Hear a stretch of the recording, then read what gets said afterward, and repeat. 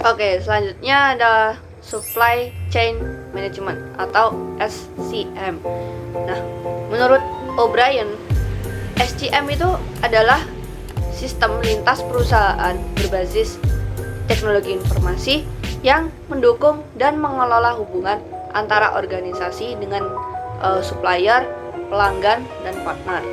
Tujuan akhir dari SCM itu sendiri adalah menciptakan hubungan bisnis cepat, efisien, dan murah. Nah, selanjutnya ada alur dari pemasok hingga ke konsumen. Dimulai dari supplier. Nah, supplier sendiri tuh berpihak yang memproduksi produk yang akan dikirimkan ke pabrik untuk diproses lebih lanjut. Nah, yang kedua itu manufacturer. Jadi pabrik itu akan mengelola, membangun, dan merakit barang itu dari barang mentah ke barang jadi atau setengah jadi. Nah, yang ketiga itu ada distributor. Jadi dia tidak melakukan produksi. Jadi agen itu hanya bertugas sebagai tempat penyimpanan sementara produk yang nantinya itu akan dikirimkan kepada konsumen. Nah, yang terakhir itu adalah customer, itu bagian paling akhir sendiri dalam sistem rantai yang menikmati produk atau layanan. Yang berikutnya ada cycle view supply chain. Dimulai dari customer order. Jadi customer order itu dilakukan dengan pemenuhan order oleh retailer atau penjualan dalam skala kecil. Nah, yang kedua itu ketika stok habis yang ada di retailer itu, maka melakukan replenishment atau pengisian kembali stok dengan cara membeli distributor. Jadi distributor itu sendiri adalah penjual dengan skala besar. Jadi karena berhubungan dengan manufacturer, yaitu produsen dari barang itu. Nah, yang ketiga, jika barang itu sudah habis, maka akan manufacturing cycle atau memproduksi ulang. Yang keempat, tiap bulan dia akan mengadakan procurement cycle. Jadi membeli barang baku dari supplier dari tiap manufacturer. Jadi secara umum siklus itu meliputi downstream datang, downstream membuat pemesanan, upstream memenuhi atau memproses pemesanan, dan yang terakhir downstream menerima barang. Nah, selanjutnya SCM menurut Stern and Reynolds dimulai dari raw materials, yaitu dipesan per bulan atau per minggu.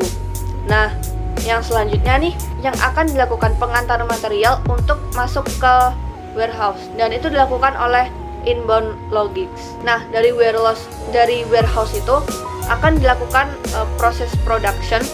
Nah, jadi jika selesai proses production itu keluar outputnya kan. Outputnya itu sendiri adalah finish product atau barang jadi. Nah, jadi itu ada dua pilihan nih, disimpan ke warehouse atau terjual langsung customer. Nah, jika diantarkan ke customernya langsung, maka melakukan outbound logistics.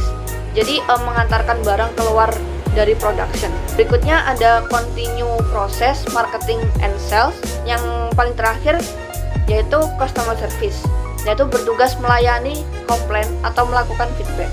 Nah, jadi peran SCM dan teknologi informasi dalam organisasi itu adalah commit, terus scheduling, make, dan deliver. Jadi SCM sendiri itu punya fungsi, yaitu sumber dan pengadaan strategis, perakiraan dan perencanaan permintaan, pemenuhan atau layanan, pesanan langganan, jaringan distribusi dan operasi gudang, manajemen transportasi dan pengiriman, dan yang terakhir logistik produksi. Nah, jadi SCM ini punya dua metode gitu. Nah, metode yang pertama itu sistem pull. Sistem pull itu apa sih?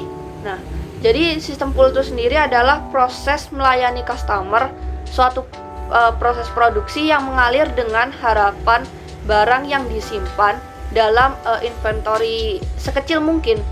Jadi sistem ini tuh dilakukan dengan membuat semua proses yang terlibat menghasilkan produk yang diperlukan oleh pasar.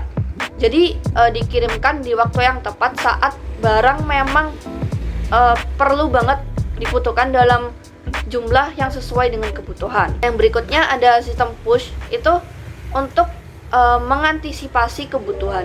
Jadi sistem push itu mampu meningkatkan ketersediaan upaya dalam mengurangi resiko dari stock out itu. Jadi contohnya nih, ada mesin gitu ya. Prosesnya itu dikatakan full jika mesin itu melakukan proses produksi, jika ada permintaan mesin lain yang akan melakukan proses berikutnya. Tapi sebaliknya, jika sistem push itu mesin tersebut itu melakukan proses produksi, harus menunggu dari permintaan. Oke, kita memasuki dari kesimpulan. Apa sih yang kita pelajari? Yang pertama, definisi SCM. Kedua, tujuan menerapkan SCM. Dan yang ketiga, 2 jenis SCM. Sekian penjelasan dari saya. Terima kasih.